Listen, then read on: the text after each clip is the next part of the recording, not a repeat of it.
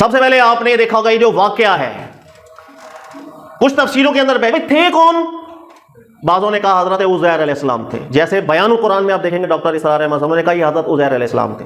تدبر قرآن کو دیکھیں گے آپ، عزیر علیہ السلام کہا بیان القرآن میں لکھا ہوا، انہوں نے لکھا تھا عزیر علیہ السلام۔ ارے کیا بات کر رہا ہے تو میں 50 عزیز نہیں عزیر، وہ عزیر ہیں، وہ شاید آپ کو پڑھنے میں زی آ گیا، عزیر لکھا ہوا، عزیز نہیں عزیر علیہ السلام، اللہ کے نبی حضرت عزیر علیہ السلام۔ اچھا بعض لوگ کہتے ہیں جیسے تدبر قرآن کو آپ دیکھیں گے تو ان کا رجحان اس طرف چلا گیا کہ وہ حضرت عزیر علیہ السلام نہیں تھے بلکہ حضرت حزقال علیہ السلام تھے۔ انہیں حزقیل حزقائیل مختلف پروننسیشن کے ساتھ پڑھا گیا ہے، سب سے درست اس کا تلفظ کیا ہے؟ حزقال۔ یہ ابھی اللہ کے ایک نبی گزرے ہیں جو ذکر ان کا ملتا ہے، تو بعض مفسرین کی رائے چلی گئی کہ وہ حضرت حزقال علیہ۔ اچھا یہ جو رجحان ہے جس کی طرف تدبر قرآن میں امین احسن اصلاحی صاحب چلے گئے یہ ان کا ہے۔ اگر آپ نے ابن عاشور کو پڑھا ہو تو انہوں نے کیا ذکر کیا؟ انہوں نے بھی حزقال علیہ السلام ذکر کیا، تو یہ سب سے پہلے تحقیق ابن عاشور صاحب کی تھی کہ انہوں نے جس قرائن کی بنیاد پر بتایا کہ یہ حضرت حزقال علیہ السلام ہمیں لگتے ہیں اسی کو پورا کاپی پیسٹ کیا یہاں پر تدبر قرآن میں۔ لیکن آپ نے دیکھا ہوگا ایک چھوٹی سی غلطی بھی کر گئے، وہ کہتے ہیں نقل میں بھی کبھی کبھی بے احتیاطی ہو جاتی ہے، تو وہ کیا ہے وہ میں ابھی آگے بتاتا ہوں۔ اچھا یہ چیزیں آپ نے پڑھی، کسی نے کہا یہ، کسی نے کہا وہ، کسی نے کہا فلاں اللہ کے نبی ہوں گے۔ تفہیم القرآن میں مودودی صاحب نے کیا بات ذکر کی ہے؟ انہوں نے کوئی نام نہیں، نام بھی ذکر نہیں کیا، لیکن انہوں نے ایک 3 لائنیں لکھی ہیں بڑی پیاری، نکالو جلدی سے۔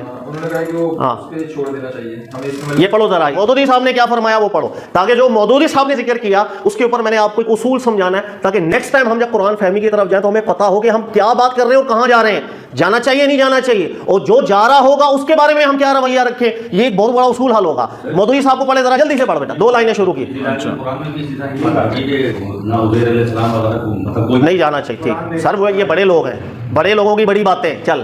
اچھا یہ ایک غیر ضروری بحث ہے کہ وہ شخص کون تھا، اور وہ مودودی صاحب فرما رہے ہیں غیر ضروری بحث ہے کہ کس کے بارے میں اللہ نے واقعہ ذکر کیا ہے، وہ تو عزیر علیہ السلام تھے، حزقال علیہ السلام تھے یا کوئی اور تھے، یہ غیر ضروری بحث ہے۔ آگے چلو، اصل مدعا یہ ہے جس کی طرف ہم نے توجہ کرنی ہے۔ ایک نقطہ ذہن میں رکھیے گا، اصول قرآن پاک جو ہے یاد رکھیے گا، اللہ فرماتے ہیں ذالک الکتاب لا ریب فیہ ھدی للمتقین، قرآن ہدایت کی کتاب ہے۔ ایک جگہ اللہ نے ذکر کی، کتنی جگہوں پر بات ذکر کی ہے؟ اللہ نے بہت جگہ ذکر کیا۔ تورات کو فرمایا ھدی للناس، ہدایت کی کتاب، قرآن ہدایت کی کتاب۔ جو کتاب کا جو ٹاپک ہوتا ہے اسے اس پر فوکس رہنا چاہیے یا ہٹ کر ادھر ادھر جانا چاہیے؟ اگر کوئی مصنف ہے، یاد رکھیے گا کوئی مصنف ہے، اگر وہ اپنے مقصود اور مدعا سے ہٹ کر گفتگو میں لگ جائے گا اس بات کو تحریری عیب شمار کیا جاتا ہے، کلام کا بھی عیب شمار کیا جاتا ہے۔ یہ اصول قرآن نے کیسے سمجھایا میں ابھی بتاتا ہوں، آپ پھر ہمیں کچھ سیکھنے کو ملے گا۔ اچھا آپ ذہن میں رکھیے گا، میں نے آپ کو ایک واقعہ بتانا ہے، اور واقعہ یہ ہے مثلا ہمارا کوئی بھی ٹاپک چل رہا ہے اور میں آپ کو قصہ سنا رہا ہوں کہ یار یہی چیز ہوئی تھی ہم لوگ جب پڑھے تھے اپنے استاد کے ساتھ، یار آپ میں تھا اور میرے ساتھ ایک اسٹوڈنٹ تھا وہاں بیٹھا ہوا، تو یہ مسئلہ میرے استاد صاحب نے جب مجھ سے پوچھا بھائی میرے تو ذہن میں ہی نہ آئے۔ اب وہ بندہ پورا سال نہیں آیا کلاس میں پڑھنے، لیکن اسی وقت اللہ نے اس کی طرف سے دماغ میں کوئی بات ڈال دی، اس نے آنسر دے دیا، انعام اس کو مل گیا، میں پورا سال محنت کرتا رہا، سارا بیٹھا رہا ہوں میں ادھر۔ یہ میں نے ایک واقعہ سنا دیا۔ اس سے آپ کو کیا پتا چلا؟ بھائی میں سمجھانا چاہ رہا ہوں کبھی ایسا ہوتا ہے کہ جیسے ہمارے یہاں پر ایگزامینیشن جو طریقہ کار ہوتا ہے نا، وہ سوال پوچھ لیتے ہیں، ایک بندے نے پورا سال پڑھا رٹا لگایا لیکن اتفاق ایک سوال یاد نہیں کیا، وہی آ گیا، اور ایک بندے نے پورا سال نہیں پڑھا آخری دن بیٹھ گیا صرف وہ ایک سوال رٹ لیا، وہ نمبر لے گیا، ایسا ہو جاتا ہے۔ اب اسی واقعے کو میں سنا رہا ہوں دوسرے انداز میں، دیکھیے گا۔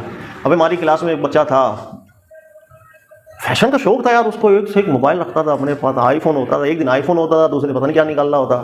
جب دیکھو بھائی وہ، تو ہم لوگ بیٹھے ہوئے تھے تو اس کو پیاس لگی، وہ گیا ادھر پانی لے گیا ہے، تو پھر یہ پوری باتیں کر کے پھر میں نے وہی چیز سنائی آخر میں۔ اب آپ بولیں گے بھائی سر سمجھانا آپ کو چاہ رہے ہو، اس میں آئی فون کا کیا تعلق تھا، اس میں یہ کیا تھا، وہ یہ پانی لینے یہ نہ بھی بتاتے تو کیا تھا بھائی؟ جب میں کوئی مدعا سمجھا رہا ہوں، کچھ پوائنٹ کی بات، مقصد ہے میری کسی بات کا، اس میں ایک جملہ بھی جو مقصد سے ہٹ کر بات ہوتا ہے وہ عیب پیدا کرتا ہے، یا کرتا ہی نہیں کرتا؟ قرآن پاک کا ایک مقصد ہے، وہ ہے ھدی للمتقین، وہ ہدایت ہے۔ تو قرآن کا اصول ہے، اس نے جب کوئی واقعہ بیان کرنا ہے، جب کوئی قصہ بیان کرنا ہے انبیاء کرام کا یا غیر کسی نبی کا، وہاں پر اتنی بات پر فوکس ہوگا جس سے ہدایت مل جائے، اس سے ہٹ کر ادھر ادھر کی اضافی بات جس سے ہدایت کا کوئی تعلق نہیں ہوتا قرآن کبھی بھی ذکر نہیں کرے گا۔ یہ عیب والی بات ہوتی ہے ہماری عام بول چال کے اندر بھی۔ ایک بندہ تقریر کر رہا ہو اقوام متحدہ میں کھڑے ہو کر کے، آپ کو لگتا ہے وہ پوائنٹ ٹو پوائنٹ بات کرے گا یا ادھر ادھر کی لطیفے سنا دے گا؟ اگر اس نے ایک جملہ بھی ہٹ کر بات کی ہوگی نا، پوری دنیا میں نیوز بن جاتی ہے کہ یار یہ وزیر اعظم ہے کسی ملک کا، کیا بات کر رہا ہے، اس کو اتنا نہیں پتا یار اقوام متحدہ میں تو تقریر کر رہا ہے، تو یہ الفاظوں کو چناؤ اچھا کرنا چاہیے تھا، لکھ کر تو کر دیتا پوائنٹ ٹو پوائنٹ بات۔ ہمارے یہاں یہ چیزیں چلتی ہیں۔ تو قرآن پاک ہے ہدایت، جب کوئی واقعہ قرآن کا آئے گا ہدایت تک وہ رہے گا، جس چیز میں ہدایت آپ کو مقصد پورا ہو رہا ہے اس سے اضافی ایک جملہ بھی قرآن ذکر نہیں کرتا۔ اس کو جو میں نے ہدایت کا لفظ آپ کو بتایا، اللہ نے خود کیسے سمجھایا، آپ سورہ کہف دیکھیے گا۔ اس اصول کے تحت میں 2-4 چیزیں آج سمجھیں گے اچھی طریقے سے، تاکہ اگلی دفعہ جب بھی ہم قرآن فہمی کر رہے ہوں تو ہمیں پتا ہو کہ ہم کہاں جا رہے ہیں۔ آپ دیکھیں سورہ کہف کے اندر اللہ رب العزت نے وہ واقعہ ذکر کیا، اصحاب الکہف کا، سنا ہوگا کئی دفعہ۔ جب اصحاب الکہف کا واقعہ ہوا تو کئی لوگوں کے اندر بحثیں چھڑ گئی تھی۔ بھلا کیا بحثیں چھڑ گئی بھائی؟ لوگ کتنے تھے وہ جو اصحاب الکہف میں تھے؟ ایک بول رہا یار 11 تھے، ایک بولا تھا 11ویں کی نسبت سے 11، ایک بول رہا 12ویں کی نسبت سے 12، ایک بول رہا نہیں بابا 8ویں کی نسبت سے 8، ایک کہہ رہا 6 کی نسبت سے 6۔ بھائی سوال یہ ہے، غور کیجئے گا، اللہ بیان کر رہے ہیں کہ کچھ لوگوں کو اللہ نے ایک لمبے عرصے تک سلا کر لوگوں کے لیے نشانی بنائی تھی، وہ 8 ہوں، 8000 ہوں، 800 ہوں، تعداد سے مقصد سمجھنے میں کیا فرق آ رہا ہے؟ چاہے وہ 1 ہو، چاہے 2 ہو، چاہے 10 ہوں، مقصد کیا تھا سمجھانے کا؟ اللہ نے اس پر فوکس کیا۔ یہ جو لوگ بحثیں کرنے لگ گئے، وہ 8 تھے یا 9 تھے یا 10 تھے یا 11واں تھا 12واں کتا، اللہ تعالیٰ نے یہ سب چیزیں قرآن میں ذکر کی۔ وَيَقُولُونَ ثَلَاثَ رَابِعُهُمْ كَلْبُهُمْ، کئی کہہ رہے ہیں 3 تھے چوتھا کتا، کئی کہہ رہے ہیں 5 تھے چھٹا کتا۔ وَيَقُولُونَ سَبْعَةٌ وَثَامِنُهُمْ كَلْبُهُمْ، کئی کہہ رہے ہیں 7 تھے 8واں کتا۔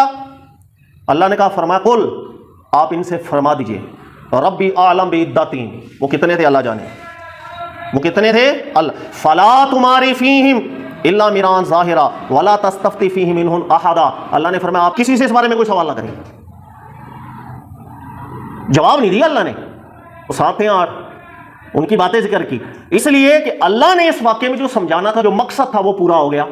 جب وہ مقصد پورا ہو گیا، اب اس کے بعد میں اضافی بحثیں کروں کہ 7 تھے یا 8 تھے، 8 تھے یا 9 تھے، اس سے مجھے ملے گا کیا؟ بھائی چلو پتا چل گیا وہ 7 تھے، کیا ملا مجھے حاصل کیا ہوا؟ وہ تو بیٹا آج کل چلتا ہے نا، آج کل تو کتے کا رنگ بھی، کتے کا نام بھی ہے، کتمیر تھا کتے کا نام، وہ تو آج کل ہم ہے۔ تو یہ چیز قرآن پاک نے ہمیں سمجھائی ہے، اس پہ غور کیجیے گا کہ جب آپ کا مقصد پورا ہو جائے، اس مقصد کے بعد اضافی بحث وہ ایک عیب ہوتی ہے، تحریر کی بھی تقریر کی بھی۔ قرآن پاک صرف اپنے مقاصد تک رہتا ہے، وہ پورا کرتا ہے۔ اسی لیے قرآن فہمی کے اندر ہمیشہ ذہن میں رکھیے گا، جب بھی کوئی قصہ آپ کے سامنے آ رہا ہے، ایک ہے اس قصے کا مقصد، جس نے اس قصے کے مقصد کو ذکر کر دیا وہ بالکل ٹھیک جا رہا ہے۔ اگر کوئی بھی مفسر ہے وہ اس مقصد سے کچھ ہٹ کے بھی باتیں کرنے کی کوشش کر رہا ہے، دماغ میں بٹھا لیجئے گا، جب مقصد سے ہٹ کر کی بات ہوگی جس کو اللہ نے تو لفظوں میں ذکر نہیں کی، وہاں پر خالصتاً اجتہادات، تکے، ظن، گمان، بس یہ چیزیں چلیں گی، اس کا براہ راست نہ دین سے تعلق نہ قرآن سے تعلق، وہ بس ٹھیک ہے کسی کی رائے ہے، وہ ٹھیک بھی ہو سکتی ہے وہ غلط بھی ہو سکتی ہے۔ ایک منٹ میں بھی بتا رہا ہوں، اس پر بات سمجھ میں آئی؟ جو قصہ ہمارے سامنے آئے گا اس کے اندر ایک ہے مقصد کی بات جو اللہ نے کر دی، مقصد کی جتنی بحثیں ہم کر رہے ہوں گے وہ قرآن کی تفسیر بن رہی ہے۔ جس بات کو اللہ نے ذکر نہیں کیا، جس بات سے اللہ نے خاموشی اختیار کی ہے، وہ مقصد میں بھی اس کا کوئی تعلق نہیں ہے۔ جب مفسر وہاں جا رہا ہے، وہاں کی بحثیں کر رہا ہے، تو نمبر 1 ہمیشہ ذہن میں رکھیے گا کہ وہ بحثیں قطعی بحثیں کبھی بھی نہیں ہوں گی۔ کیا بولو نہیں اللہ کی مراد یہ ہے، اللہ کی مراد 100% عزیر علیہ السلام ہے، اللہ کی مراد 100% حزقال علیہ السلام ہے، نہیں، بس وہ کسی نے شواہدات دیکھے، تاریخ دیکھی، کسی کو کچھ لگا، کسی کو کچھ لگا، وہ انہوں نے ذکر کر دیا۔ یہ 2 راہیں اوکے ہو گئی، ٹھیک ہے۔ تو سب سے پہلے جتنے بھی مفسر یہاں چلے گئے وہ تھے کون؟ مقصد سے ہٹ کر کی ایک بات ہے، آپ کو پتا ہونا چاہیے مقصد یہ ہے جو اللہ نے بیان کیا، یہ مقصد سے ہٹ کر کی بات، اور جو مقصد سے ہٹ کی بات ہوگی اس میں حتمی رائے کبھی مفسر بیان نہیں کر پائے گا۔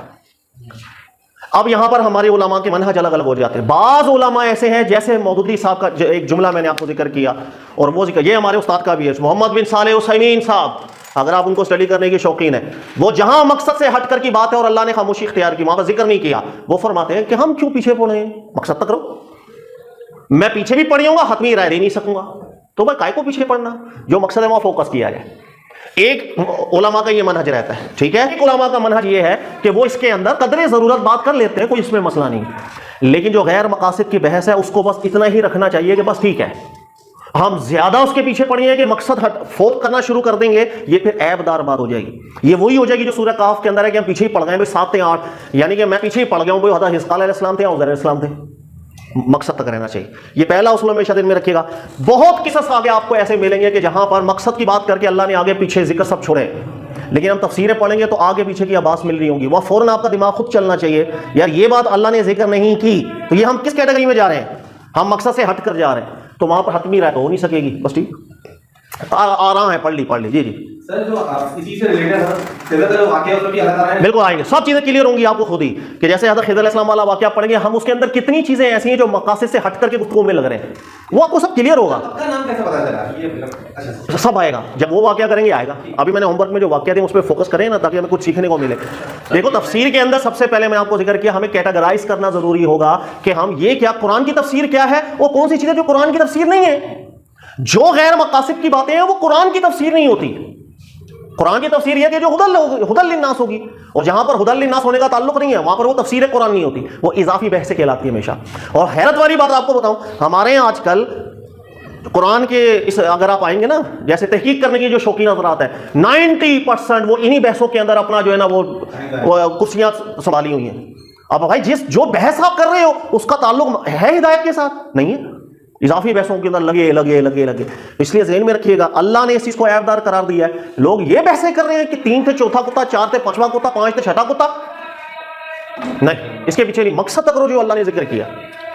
یہ اللہ رب العزت نے جیسے اصحاب کہف میں منع فرما دیا کہ آپ مقصد وہی ہے کہ فضول کی بحثوں میں نہ پڑا جائے, جو مقصد ہے اس کو حاصل کیا جائے. جی. تو اب جو قرآن کی تفسیر کرتے ہیں جو علماء کرام یا موقعین, اور وہ پھر مقصد سے ہٹ کے تفاسیر کرتے ہیں, تو کیا وہ گناہ کے زمرے میں نہیں آتے؟ دیکھیں انما الاعمال بالنیات, میں یہاں بیٹھ کے گناہ گار نہیں کسی کو کہہ سکتا.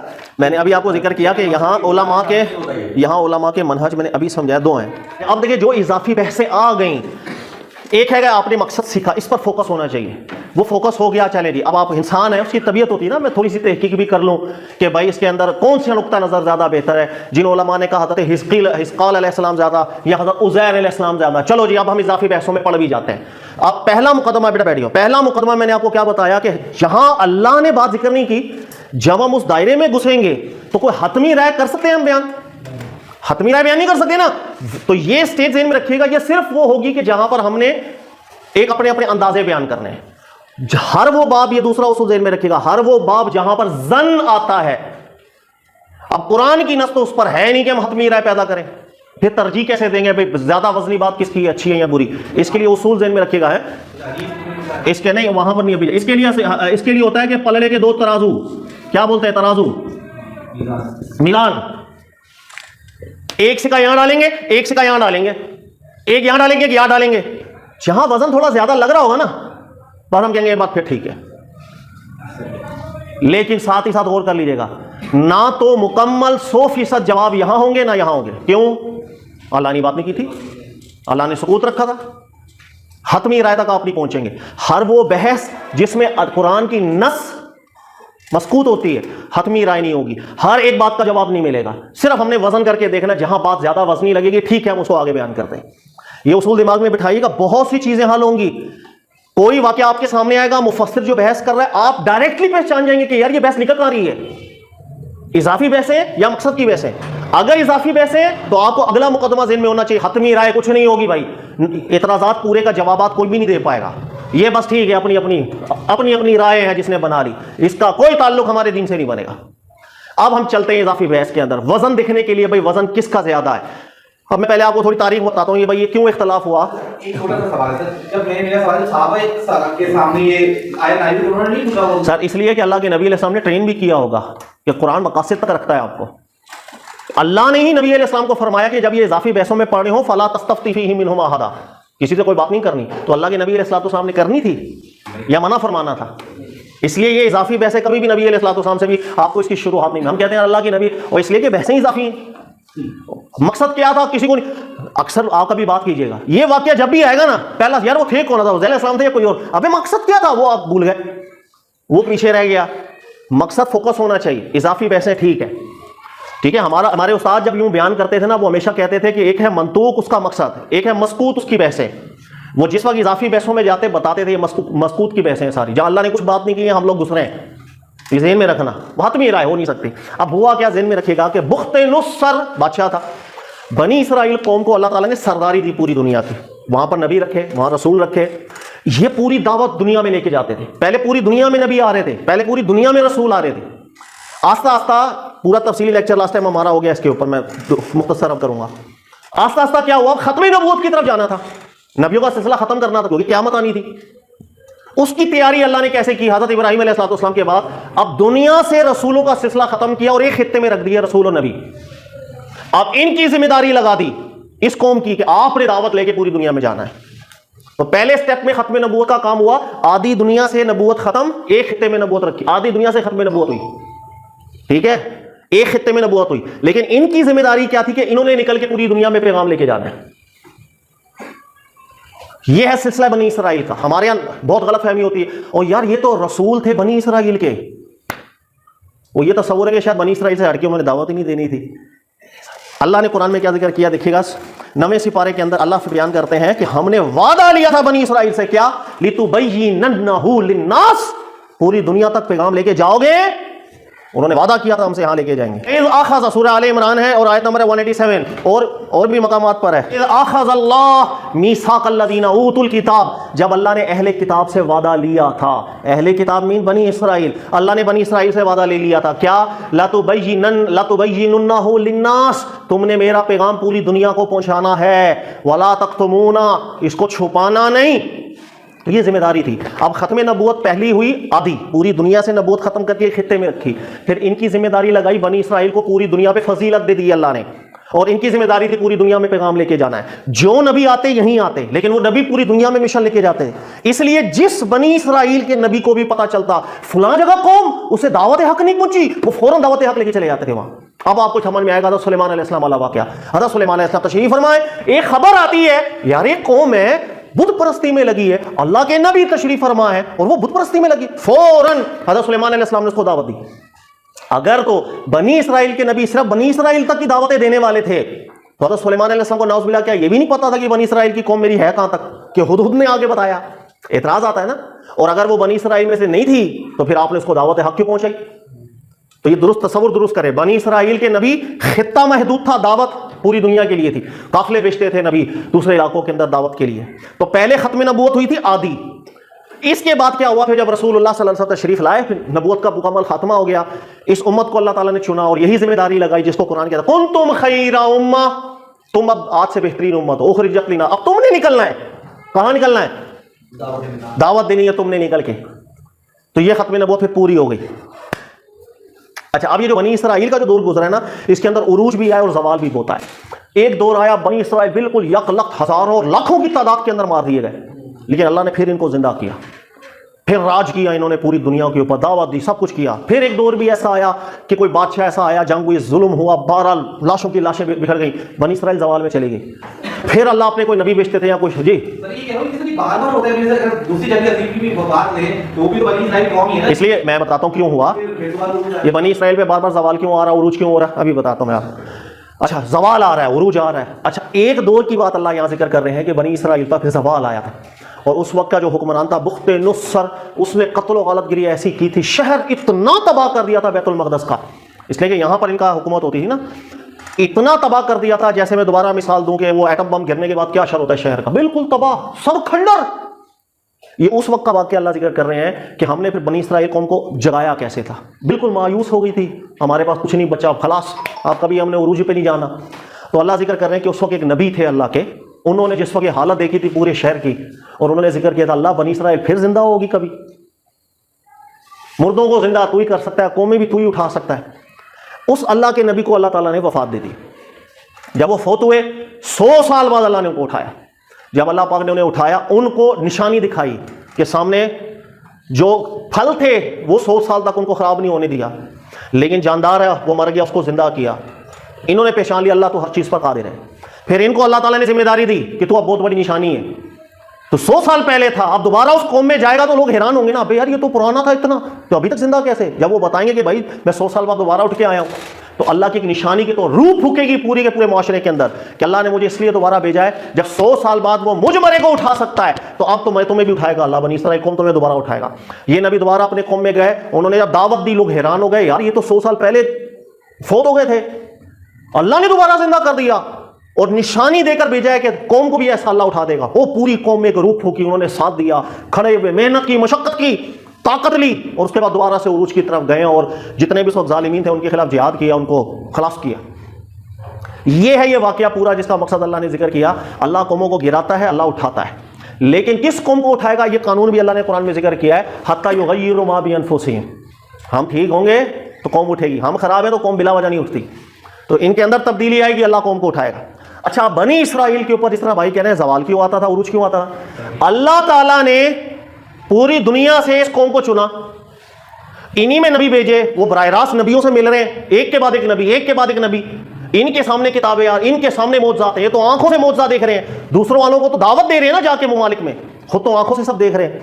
تو اللہ نے ان کے اوپر جب اتنی فضیلت رکھی, جس پر جتنی فضیلت ہوتی ہے امتحان بھی اتنا کڑا ہوتا ہے, اسی لیے ان کے ساتھ اللہ رب العزت نے وعدہ لیا, یہ جس وعدوں کو میں نے قرآن میں بھی آپ کو پڑھایا کہ اگر انہوں نے وعدہ خلافی کی تو پھر اللہ کی طرف سے پکڑ بھی ہوگی. اس لیے بنی اسرائیل اپنے دور میں جب وہ اپنی کتابوں کو پکڑ کے رکھتے تھے اور دعوت کرتے تھے, عروج پہ رہتی تھی, جب وہ دور آتا کہ وہ وعدہ خلافی پر آتے ان کا زوال آ جاتا. اس لیے اللہ نے قرآن میں ذکر کیا, یہی اہل کتاب لو اقاموا التوراۃ والانجیل, اگر یہ اپنی کتابوں کو پکڑ کے رکھتے اور قائم کرتے اپنی کتابوں کو, لاکلوا من فوقہم ومن تحت ارجلہم, اوپر سے بھی کھاتے نیچے سے بھی کھاتے. ایک محاورہ ہے عربی میں, اوپر نیچے سے کھانے کا مطلب کہ بادشاہ میں رہتے, لیکن یہ جب جب اپنے وعدہ خلافی پر گئے زوال آ گیا. یہی وعدہ رسول اللہ کی امت کے ساتھ بھی ہے صلی اللہ علیہ وسلم. اب اللہ نے بنی اسرائیل کی وہ فضیلت ختم کر کے ہمیں دی ہے, اور اس امت کو اللہ نے کہا کنتم خیر امہ, اور ان کے ساتھ اب یہ سب وعدے ہوئے ہیں. لہذا ہمارے ساتھ بھی وہی ہے کہ اگر ہم نے اوپر جانا ہے, وعد اللہ الذین, اللہ کہہ رہے ہیں ہم نے تم سے وعدہ کیا ہے, آمنوا وعملوا الصالحات, اگر تم ایمان اور عمل صالح رکھو گے, لیستخلفنہم, اللہ تمہیں بھی اوپر لے جائے گا, کما استخلف الذین من قبلکم, جیسے بنی اسرائیل کے ساتھ اللہ کرتا رہے, تو ہمارے ساتھ بھی وہی وعدہ ہے. ہم نے ایمان عمل صالح رکھا, اللہ کا وعدہ ہے تمہیں اوپر لے کر آئے گا. آج ہم نیچے گرے ہوئے, کائے کو وعدہ توڑ دیا ہم نے, ایمان عمل صالح پیچھے ہیں, ہم نیچے گر گئے. اس لیے ان کا عروج و زوال آتا رہا ہے بنی اسرائیل, ہمارا بھی عروج و زوال آتا رہے گا. ابھی زوال میں, پہلے عروج پہ تھے, پھر جب امت میں روح پھکے گی انشاءاللہ تعالیٰ پھر عروج پہ جائیں گے, یہ سب ہوتا رہے گا قیامت تک. تو یہ واقعہ سمجھ میں آیا کہ اللہ تعالیٰ نے کیا ذکر کیا. بنی اسرائیل کے زوال کا وقت تھا, اس زوال کے وقت میں ایک نبی تھے جس کو قوم اٹھنی تھی بنی اسرائیل کی دوبارہ, تو اللہ نے ان کو ایک نشانی بنایا تھا. اور نشانی کیسے بنایا؟ اس طرح اللہ نے نشانی بنایا کہ 100 سال بعد ان کو دوبارہ زندہ کیا. جب دوبارہ زندہ کیا اپنی قوم میں گئے تو ایک نشانی بن کے گیا, تو 100 سال پہلے ہمارے سامنے فوت ہوئے تھے. اچھا, اس کے بعد کیا ہوا؟ پھر زندہ کیا, وہی اللہ نے زندہ کیا, اللہ نے مجھے نشانی دکھائی, قوم کی طرف بھیجا, دوبارہ سے تبلیغ شروع ہوئی. اب قوم نے ساتھ دیا کہ جب اللہ 100 سال بعد انہیں زندہ کر سکتا ہے, ہماری قوم کو کیوں نہیں زندہ کر سکتا. وہ قوم کھڑی ہونے لگ گئی, پھر وہ اپنے وعدہ کی طرف گئی, اللہ نے اس قوم کو پھر عروج دے دیا. یہ ہے اس کا واقعہ. لیکن چند چیزیں اب یہاں پہ ہم نے سمجھنی ہے. یہ ہے وہ مقصد جو قرآن نے ذکر کیا. اب وہ حضرت عزیر علیہ السلام میں دوبارہ وہیں ہوئے, حضرت حزقال علیہ السلام تھے. بھائی کوئی بھی ہوتے ہیں, ہمیں مقصد پورا ہو چکا ہے. لیکن بہرحال ہم اضافی بحث کی طرف چلے جائیں کہ جس وقت یہ بنی اسرائیل کھڑی ہوئی ہے, مورخین متفق ہیں کہ اس دور میں حزقال علیہ السلام بھی زندہ تھے, عزیر علیہ السلام بھی زندہ تھے. سمجھ آئی بات؟ جس دور میں بنی اسرائیل دوبارہ کھڑی ہوئی ہے اس دور میں یہ دونوں زندہ تھے, حضرت عزیر علیہ السلام, حضرت حزقال علیہ السلام. اس بات پہ مورخین کا اتفاق ہے, کوئی اختلافی مسئلہ نہیں ہے. اسی وجہ سے یہ اختلاف ہوا کہ 100 سال بعد اٹھایا کس کو تھا, عزیر. بھائی دونوں میں سے ایک ہی ہو سکتے نا, یا حضرت حزقال علیہ السلام ہوں گے یا حضرت عزیر علیہ السلام ہوں گے. بعض علماء یہ سمجھتے ہیں کہ حزقال علیہ السلام ہمیں اس لیے لگتے ہیں کہ تورات کے اندر کچھ ملتا جلتا ایک واقعہ آیا ہے, جیسے تدبر قرآن میں اسلائی صاحب نے ذکر کیا, اور ان سے پہلے ابن عاشور نے ذکر کیا تھا, وہیں سے انہوں نے شاید اس کو لیا ہے. تو ابن عاشور صاحب نے بھی ذکر کیا کہ تورات کے اندر یہ واقعہ ملتا ہے حزقال علیہ السلام کے حوالے سے. اور وہ واقعہ کیا ہے؟ واقعہ یہ ہے کہ حضرت حزقال علیہ السلام کو فرمایا جا رہا ہے کہ تمہارے سامنے شہر ہے لاشوں کا ڈھیر, ہم تمہاری آنکھوں کے سامنے ان سب کو مردوں کو زندہ کریں گے, اور یہ سب تمہارے سامنے زندہ ہوں گے, پھر تم ان کے اوپر حکمرانی کرنا. ہاں, خواب کا ہے یہ واقعہ تورات کے اندر حضرت اس کا. اچھا, یہاں پر وہ میں جو بتا رہا تھا نا, تھوڑی سی غلطی ہو گئی. وہ یہی ہوئی ہے کہ تدبر قرآن نے اس کو خواب کے ساتھ نہیں لکھا, ابن عاشور نے اس کو خواب کے ساتھ لکھا ہے. جب انہوں نے خواب کے ساتھ ذکر نہیں کیا نا تو کہانی پوری بدل جاتی ہے. ہاں, خواب کا ذکر. تو یہ میں ذکر کرتا کہ تدبر قرآن نے جو نقل کیا اس میں تھوڑی غلطی رہ گئی. یہ خواب کا ذکر ہے, یعنی یہ خواب دکھایا گیا تھا حضرت حزقال علیہ السلام کو کہ قوم مر گئی ہے اور اللہ نے دوبارہ زندہ کیا. تو اس خواب کے حوالے سے اگر غور کریں ہم, تو ایسا تو نہیں لگ رہا کہ خواب آپ کو دکھایا گیا ہو, پھر آپ ہی کو موت دے دی گئی ہو, 100 سال بعد آپ ہی سے قوم اٹھوائی. ہو سکتا ہے نا اس خواب کے ساتھ اس واقعے کو جوڑیں. میں نے کوئی مشکل بات کی؟ پاسبل لگ رہا ہے نا. تو کئی علماء اس طرف چلے گئے کہ ہمیں لگ رہا ہے کیونکہ وہ دونوں اس وقت زندہ تھے, حضرت عزیر علیہ السلام بھی، حزقیال علیہ السلام، تو ہمیں لگ رہا ہے کہ حزقیال علیہ السلام ہو۔ جن علماء نے یہ بات کی ان کی دلیل میں نے آپ کو بتا دی، ایک پلڑے میں رکھ دو، قرآن نے کوئی بات نہیں کی، پہلے ذہن میں رکھنا، لہذا حتمی رائے تو ہو نہیں سکتی۔ جو دلیل ہے وہ یہ کہ ایک خواب ذکر ہوا ہے تورات میں، نبی نے خواب دیکھا تھا کہ قوم مردہ ہے، اللہ نے زندہ کیا۔ یہاں پر بھی واقعہ چل رہا ہے کہ ایک نبی کو 100 سال موت دینے کے بعد اللہ نے اٹھایا، اٹھانے کے بعد قوم زندہ کروا دی۔ تو خواب کے ساتھ یہ واقعہ ملتا جلتا لگ رہا ہے، لہذا ممکن ہے کہ حضرت حزقیال علیہ السلام ہی ہو۔ یہ سائڈ پہ رکھ لو۔ اب دوسرے علماء کی طرف جنہوں نے کہا نہیں حضرت عزیر علیہ السلام ہونے چاہیے، اس لیے کہ دونوں تو تھے اس وقت، عزیر علیہ السلام ہونا چاہیے۔ بھائی کیوں؟ اس وجہ سے حضرت عیسیٰ علیہ السلام کو عیسائیوں نے خدا کا بیٹا کہنا شروع کر دیا تھا۔ کیوں؟ اس لیے کہ اس کی ریزن اللہ نے قرآن میں ذکر کی ہے کہ آپ کو معجزات ایسے دیے گئے تھے، مردہ زندہ کرنا، دیگر معاملات، یہ بہت بڑے درجے کے معجزات تھے، اور اسی ہر معجزے کو ادا کرتے ہوئے عیسیٰ علیہ السلام فرماتے تھے باذن اللہ بھی اللہ کے حکم سے ہو رہا ہے۔ لیکن پھر انہوں نے خیانت کی بعد میں اور کہا کہ چونکہ مردہ زندہ کر رہے ہیں، مردہ زندہ اللہ ہی کرتا ہے، تو اللہ نے اپنا ہی بیٹا بھیجا، وہ بیٹا کہنا شروع کر دیا۔ لیکن بیٹا کہنے کے پیچھے وجوہات تھیں، اور وجوہات کیا تھیں؟ آپ کے پاس جو معجزات کے معاملات۔ اللہ نے قرآن میں ایک بات اور کی ہے، وقالت الیہود عزیر ابن اللہ، کہ یہود حضرت عزیر علیہ السلام کو اللہ کا بیٹا قرار دیتے تھے۔ سوال یہ ہے عزیر علیہ السلام کو اللہ کا بیٹا قرار دیتے تھے کیوں؟ اس کی کوئی وجہ قرآن ذکر نہ کرے۔ بھائی اگر کوئی آپ سے پوچھ لے بھائی یہودیوں نے، ان کے گروہ نے، پورے یہودی تو قائل نہیں تھے، ایک گروہ تھا یہودیوں کا جو عزیر علیہ السلام کو اللہ کا بیٹا قرار دے رہا ہے، بھائی کیوں؟ اس کی کوئی ریزن بتا دیں آپ۔ ہسٹری میں کچھ بھی نہیں ہے عزیر علیہ السلام کے حوالے سے ایسا، جیسے عیسیٰ علیہ السلام کے حوالے سے۔ قرآن پاک اپنی ایک صفت رکھتا ہے مسانی کی، ربط ملاتا ہے آپس میں، قرآن ربط ملاتا ہے۔ عیسیٰ علیہ السلام کے بہت عجیب معجزات تھے، مردہ زندہ کرنا، لوگ دھوکے میں پڑے، آگے بیٹا بولنے لگ گئے۔ عزیر علیہ السلام، حضرت حزقیال علیہ السلام دونوں اس دور میں موجود تھے۔ قرآن کے اس واقعے میں یا یہ ہوں گے یا یہ ہوں گے۔ عزیر علیہ السلام مراد لینے سے ہمارا ایک مسئلہ حل ہوگا کہ یہودیوں نے عزیر علیہ السلام کو بیٹا قرار دیا، وجہ سمجھ میں آ رہی ہے، یہ 100 سال بعد زندہ ہو گئے تھے اور اپنی قوم کے اندر بنی اسرائیل کو پورا اٹھایا۔ کوئی یقین نہیں کر سکتا تھا یہ قوم اٹھے گی، ایک تبدیلی آ گئی، پوری دنیا میں انقلاب آ گیا، وہ 100 سال بعد اٹھ کر قوم اٹھا دی۔ یہ بہت بڑی بات ہے، جیسے عیسیٰ علیہ السلام نے مردہ زندہ کیا، اسی شبے کی بنیاد پر آگے جا کر کے انہوں نے بیٹے کا قول ذکر کر دیا ہوگا، یا 100 سال بعد زندہ ہو۔ انسان تو زندہ ہوتا ہی نہیں، انسان تو مر کے مٹی ہو جاتا، یہ تو اللہ کے بیٹے ہی ہوں گے۔ تو یہودیوں نے عزیر علیہ السلام کو بیٹے کیوں کہا؟ اس کی کچھ ریزن تو ہونا جس کو قرآن ذکر کرے۔ تو جن علماء کے نزدیک یہاں واقعے سے عزیر علیہ السلام مراد ہونا چاہیے، ان کے نزدیک، ورنہ قرآن اس بات کا جواب آپ کو نہیں سمجھا رہا، بتا نہیں رہا، نہ اشارہ دے رہا ہے کہ آخر عزیر علیہ السلام کو بیٹے تک وہ لے کے کیوں گئے۔ لہٰذا وہ اس چیز سے اس کو ربط ملاتے ہیں کہ یہ واقعہ اللہ نے ذکر کیا، اس کے ساتھ آپ اس آیت کو دیکھیں کہ یہودی مبالغے میں پڑ گئے اور وہ بیٹے تک چلے گئے عزیر علیہ السلام کو کہنے میں۔ یہ ہیں دو وجوہات، بعضوں نے حزقیال علیہ السلام مراد لیا خواب کی بنیاد پہ، بعضوں نے عزیر علیہ السلام مراد لیا کیوں؟ اس لیے کہ ہمیں ایک ریزن پتہ چلے جس کو قرآن ذکر کر رہا ہے کہ یہودیوں نے عزیر علیہ السلام کے حق میں مبالغہ کیوں کیا۔ اب ترازو کے اندر دونوں ڈالیں آپ دلائل کے اندر، آپ کو کون سا وزنی لگے گا، بس خلاص۔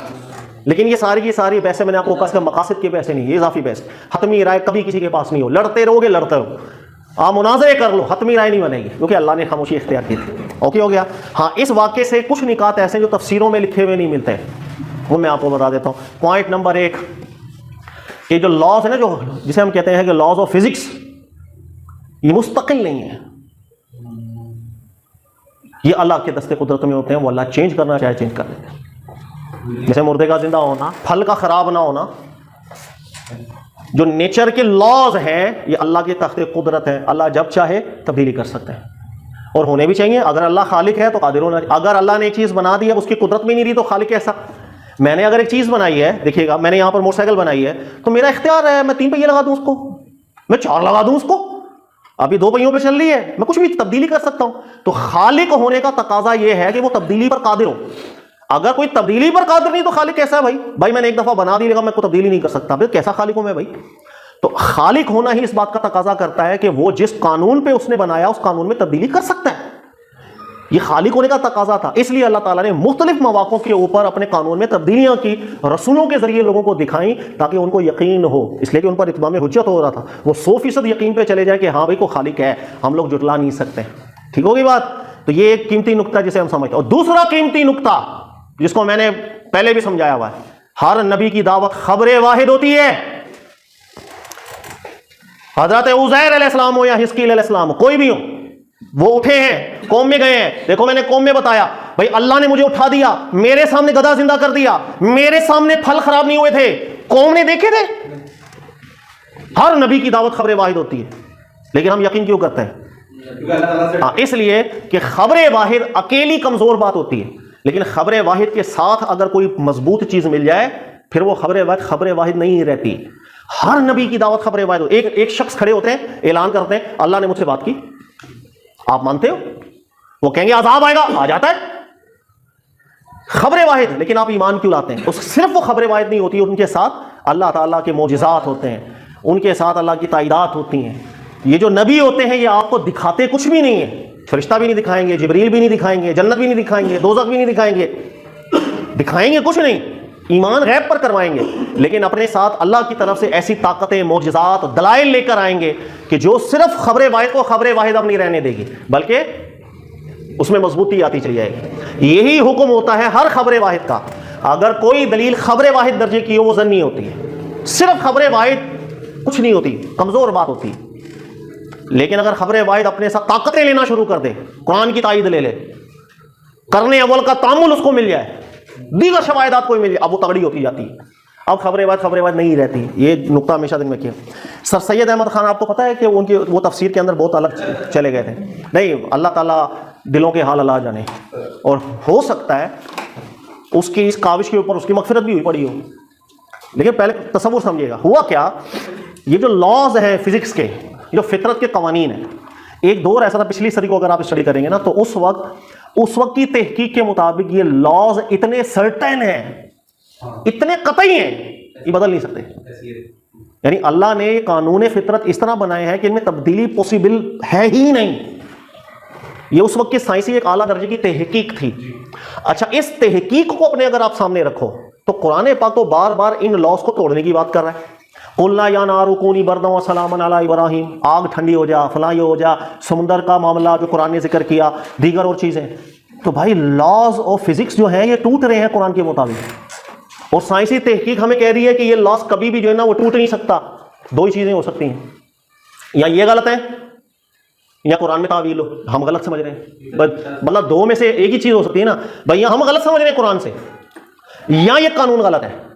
تو کئی دفعہ ایسا ہوتا ہے کہ ہم لوگ روب میں آ جاتے ہیں. بھائی سائنس نے ترقی تو بڑی کی ہے نا یار، اگر یہ غلط چیز ہے تو پھر کیسے اتنا آگے ہم نکل گئے. یہاں بیٹھ کے وہاں باتیں کر رہے ہوتے ہیں، یہاں بیٹھ کے مریخ پہ بھی باتیں کر سکتے ہیں ہم لوگ اب تو ہیں یار. یہ کیا وہاں سے تصویریں ہمیں بیچتے ہیں اتنی دور سے، سائنس نے ترقی تو بڑی کی ہے.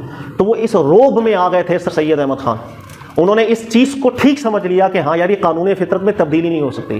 اب جب تبدیلی نہیں ہو سکتی تو جہاں قرآن پاک نے قانون فطرت میں تبدیلی کی بات کی ہے ہم وہاں غلط سمجھ رہے ہیں، وہاں مجازی معنی مراد ہونا چاہیے. اس لیے وہ معجزات کے تعویل میں چلے گئے. مثال کے طور پر حضرت عیسیٰ کریم علیہ السلام مردے زندہ کیے، اس کا یہ مطلب نہیں کہ مردے زندہ کیے جیسے قوم زندہ کرنا مجاز مراد ہے.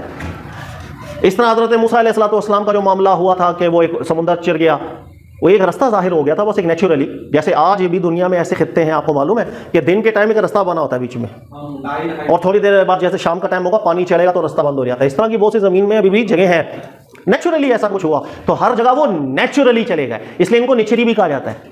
یہ نیچری یعنی وہ نیچر کو سمجھ. اب ہوا یہ کہ اللہ بہتر دلوں کو حال جانے. ممکن ہے کہ انہوں نے اپنی طرف سے بڑی محنت کی ہو اور انہیں یہ بات ٹھیک لگی ہو کہ قانون فطرت جو ہے نا وہ ایک بالکل قطعی ہوتے ہیں. اس بنیاد پر انہوں نے قرآن کی جب تعویلیں کی انما الاعمال بالنیات، اللہ بہتر جانتا ہے. لیکن بہرحال علماء شروع سے سٹینڈ لیتے رہے ہیں کہ بھائی اللہ نے جب اس قانون فطرت کو توڑا ہے تو یہ کبھی بھی قطعی نہیں ہو سکتے. ہاں بالکل، اب تو چینج ہو چکی ہے. دیکھو قرآن جہاں بات کرتے ہیں نا سائنس نے آنا وہی ہوتا ہے. یہ لکھ کے لے لو، آج لاکھ اعتراض کر دیں کسی بات، وہ دیکھو قرآن کے خلاف ہے، تھوڑی دیر بیٹا رکو خود ہی جھوٹا چاٹو گے تم لوگ.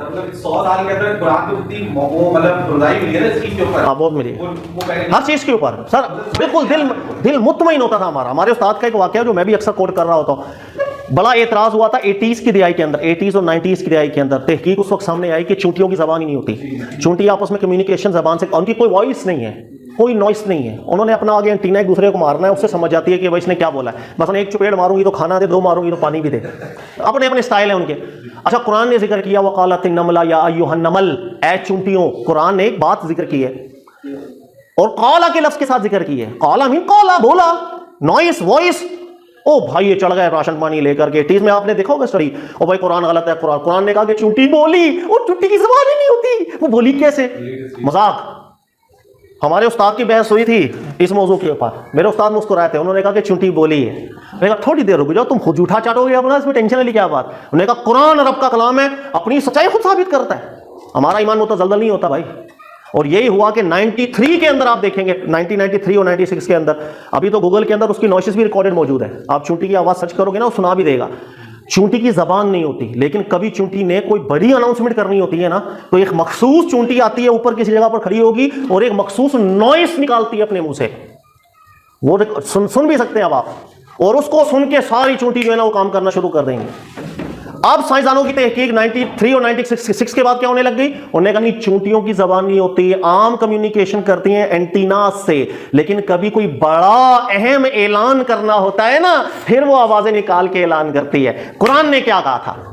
قرآن نے بھی ایک اہم اعلان کی بات کی تھی، اللہ کا کلام ہے، خود اپنے آپ کو سچا کرے گا، ٹینشن نہیں۔ تو یہ جتنا جو مرضی ہو جائے، ایمان اسی چیز کا نام ہے، مڑ کے وہیں آنا ہے تم لوگوں نے بھائی جہاں پر اللہ کا کلام ہے۔ تو یہ اچھا یہ چیز میں نے آپ کو بتا دی اس میں، اور ایک چیز اور دیکھیں اس میں، ایک چیز اور قیمتی جو نارملی تفسیر کی کتابوں میں کوئی ڈسکس نہیں کرتا ہے، سر پوسیبلٹی مرنے کے بعد دوبارہ اس دنیا میں زندہ ہونا، کیا مسئلہ ہے کوئی؟ پوسیبلٹی بھائی اللہ کسی کو مار دے، اللہ کی بات کر رہا ہوں نا بھائی میں، بھائی اللہ کسی پر موت طاری کر دے اور دوبارہ اللہ زندہ کر دے، کوئی ٹینشن والی یہ بات، یہ نفس تصور کیا قرآن کے خلاف ہے؟ اچھا نمبر 2، اللہ اپنے کسی نبی کو مار دے اور نبی کو دوبارہ اٹھا دے۔ اچھا اللہ اپنے کسی نبی کو فوت کر دے پھر نبی کو ایسا اٹھائے کہ وہ آ کے دنیا بدل کے رکھ دے، ٹینشن نہیں ہے، قرآن بولا ہے۔ لیکن قرآن نے ایک جگہ اور بھی ذکر کیا انہم الیہم لا یرجعون، کہ جو مر گئے وہ دوبارہ پلٹ کے دنیا میں نہیں آتے۔ ارے یہ کیا بات ہوئی؟ گھبرانا نہیں، جہاں یہ میں نے آیت پڑھی ہے آدھی پڑھی ہے وہاں پوری آیت پڑھنا۔ اللہ نے فرمایا جس قوم کو ہم نے ہلاک کیا، عذاب دیا، یہاں پر جس قوم کو ہم نے عذاب دیا اتمام حجت کا، وہ انہم الیہم لا یرجعون، اب وہ پلٹ کے دنیا میں نہیں آئیں گے، یعنی ان کو دوبارہ چانس نہیں ملتا کہ آپ ایمان لے کر آئیں۔ وہ